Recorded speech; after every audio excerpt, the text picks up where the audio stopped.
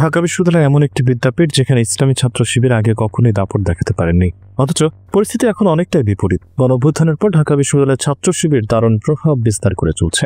এমনকি আসন্ন ডাকসু নির্বাচনেও সবাই ধারণা করছেন ছাত্র শিবিরের জয় জয়কার হবে। ছাত্র শিবিরের সবচেয়ে জনপ্রিয় নেতা সাদিক কায়েমি হতে পারেন ডাকসুর পরবর্তী ভিপি। ছাত্র শিবিরের যে সাম্প্রতিক জনপ্রিয়তা, সেক্ষেত্রেও সাদিক কায়েমের ভূমিকা অনেক। এই মাসেই ঐতিহাসিক গণঅভ্যুত্থানের 1 বছর পূর্ণ হয়েছে। বৈষম্য বিরোধী ছাত্র আন্দোলনে যারা সামনে থেকে নেতৃত্ব দিয়েছেন তাদের প্রায় সবার বিরুদ্ধেই বিভিন্ন অভিযোগ থাকলেও একমাত্র ক্লিন ইমেজের ছাত্রনেতা হিসেবে পরিচিতি পেয়েছেন ইসলামী ছাত্র শিবিরের সাদিক কায়েম। অনেকের মতে সারা বাংলাদেশে এই মুহূর্তে সাদিক কায়েমই সবচেয়ে জনপ্রিয় ছাত্রনেতা।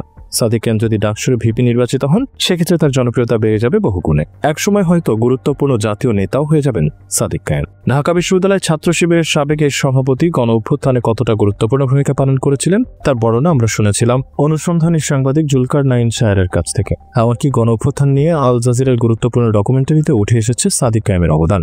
জুলাই আন্দোলনে শিবিরের এই নেতার ভূমিকা কোনো থ্রিলিং সিনেমার থেকে কম নয়, কিন্তু আন্দোলন শেষেই তিনি আবার মিশে গিয়েছেন তার নিজস্ব সার্কেলে, যেখানে আন্দোলনের সামনের সারিতে থাকা অনেকেই পেয়েছেন উপদেষ্টার পদ এবং বাকি আরও অনেকেই অর্থনৈতিকভাবে ফুলে ফেপে উঠেছেন। সেখানে সাদিক কায়েমের জীবনযাপন এখন অনেক সাধারণ, নেই দামি কোনো মোবাইল কিংবা গাড়ি। এত গুরুত্বপূর্ণ একজন ছাত্র নেতা হয়ে অত্যন্ত সাবলীলভাবে নিজের কর্মীদের সাথে মিশে যেতে পারেন। সাদিক কায়েমের অন্যতম বড় একটি গুণ হলো তিনি প্রচণ্ডভাবে জুলাইয়ের চেতনাকে ধারণ করেন। যেখানে বেশিরভাগই জুলাইকে একটা ব্যবসা বানিয়েছে, সেখানে সাদিক কায়েম এখনো নিজ উদ্যোগে আন্দোলনে আহতদের খোঁজ খবর রাখছেন। সাদিক কায়েম খুব সুন্দরভাবে নামাজও পড়তে পারেন। আন্দোলনে বেশ কিছু শহীদের জানাজার ইমামতিও করেছেন সাদিক কায়েম।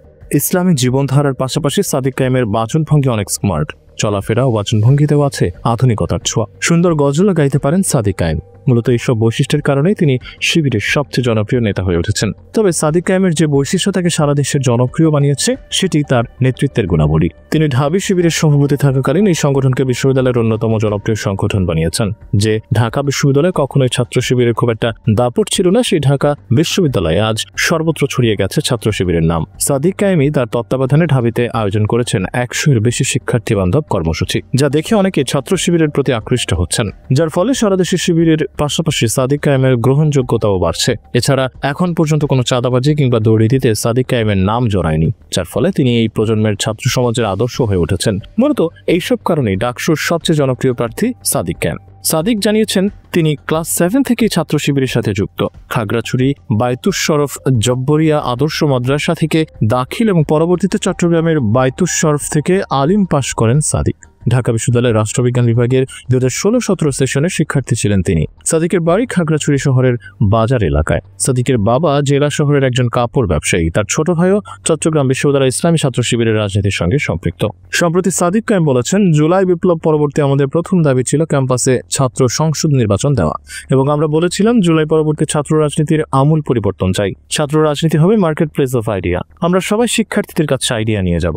শিক্ষার্থীরা যার আদর্শ ভালো সেটা গ্রহণ করবে, যার আদর্শ ভালো লাগবে না সেটা সমালোচনা করবে, কিন্তু আমরা কেউই হকি স্টিক বা স্ট্যাম্প নিয়ে যাব না। আমরা এই সমালোচনাগুলোকে গ্রহণ করব এবং নিজেদেরকে শুধরে নেব। শিবির নেতা বলেন, বিগত সময়ে আমরা যে পেশি শক্তির রাজনীতি দেখতে পেয়েছি, যে দাসত্বের রাজনীতি দেখতে পেয়েছি, সেটা কাউকে করতে দিব না। যদি কেউ করতে আসে, সবার আগে আমরা এটার প্রতিবাদ করব। এই ক্যাম্পাসগুলোতে আমরা যদি গণতান্ত্রিক পরিবেশ নিশ্চিত করতে চাই, এক্ষেত্রে সবচেয়ে গুরুত্বপূর্ণ হচ্ছে ছাত্র সংসদ নির্বাচন দেওয়া। কিন্তু আমরা দেখতে পাচ্ছি বিশ্ববিদ্যালয় প্রশাসনে বা নির্বাচন কমিশনে যারা আছে, তাদের মধ্যে সাদা দলের প্রতিনিধি অনেক বেশি। আমরা বিশ্ববিদ্যালয় প্রশাসনকে অনুরোধ করব, ডাকসুর যে নির্বাচনী প্রক্রিয়া, যে তফসিল ঘোষণা করা হয়েছে, তা যেন সম্পন্ন হয়। কোনো একটি দলের প্রতি তাদের যেন বিশেষ সমর্থন না থাকে। আমরা আশা করছি জুলাই পরবর্তী ডাকসু নির্বাচনে যারা বিজয়ী হবে তারা আগামীর বাংলাদেশকে নেতৃত্ব দেবে। যারা নির্বাচিত হবে আমরা সবাইকে স্বাগত জানাবো। সাদিক কায়েম বলেন, আমরা মনে করি এই নির্বাচনের মাধ্যমে আগামী বাংলাদেশের ভাগ্য নির্ধারণ হবে, কারণ এই ছাত্র সংসদ নির্বাচনের মাধ্যমে যারা নির্বাচিত হবে তারাই ক্যাম্পাসে গণতান্ত্রিক পরিবেশের জন্য চেষ্টা করবে,